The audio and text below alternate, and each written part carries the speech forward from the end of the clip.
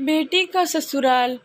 छोटे से गांव की सुशीला नाम की एक महिला ने कुछ साल पहले पशुपालन करके दूध का काम शुरू किया था। अपने काम की शुरुआत उन्होंने 2 पशुओं से की। दूध निकालने और फिर दूध बेचने के काम खुद ही करती थी। हालांकि उनका भरा पूरा परिवार है। बच्चों की शादी हो चुकी है। बेटी की शादी पिछले महीने ही हुई थी। आस पड़ोस के घरों की महिलाएं उन्हीं के यहाँ दूध लेने आती थीं। आज सुबह जब पड़ोस में रहने वाली मंजू सुशीला के घर दूध लेने के लिए डोली लेकर पहुंची तो उस समय सुशीला आंटी फोन पर बात कर रही थीं। अतः मंजू ने कुछ क्षण रुकना ठीक समझा और सुशीला आंटी ने रुकने का संकेत भी किया तो वह रुक गईं। सुशीला आंटी की बातें पास ही बैठी मंजू के कान में भी पड़ रही थी।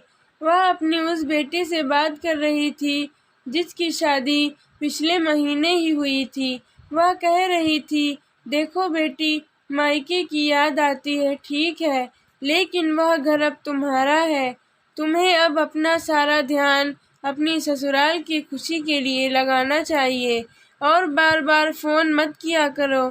सबसे चोरी छिपे तो बिल्कुल भी नहीं। जब भी यहाँ फोन करना तो सास या पति के सामने करना।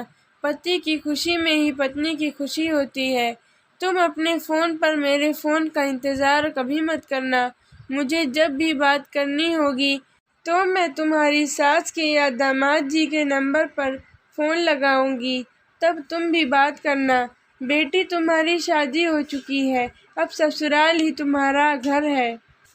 छोटी छोटी बातों पर तुनकना छोड़ दो, जिम्मेदार बनो, सहन शक्ति रखो।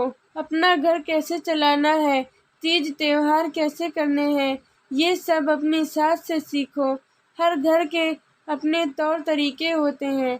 एक बात हमेशा ध्यान रखो, ससुराल वालों का सम्मान करोगी तो सम्मान पाओगी। मायके की लाज रखना, ठीक है? सुखी रहो। सुशीला की यह सारी बातें सुन रही मंजू ने प्रशंसा के भाव में कहा, बेटी को बहुत सुंदर समझाया आपने। सुशीला बोली, बहन, माँ को बेटी के परिवार में अनावश्यक दखल नहीं देनी चाहिए। उन्हें अपने घर की बातों को भी बिना मतलब इधर उधर नहीं करना चाहिए। उस घर कोई समस्या हो तो समस्या का हल खुद ढूंढो।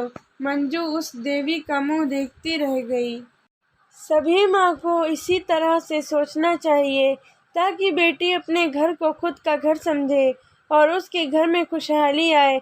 अगर आपको हमारी स्टोरी पसंद आई हो तो अपने फ्रेंड्स को शेयर कीजिए और कमेंट में बताइए कि आपको कैसी लगी यह स्टोरी।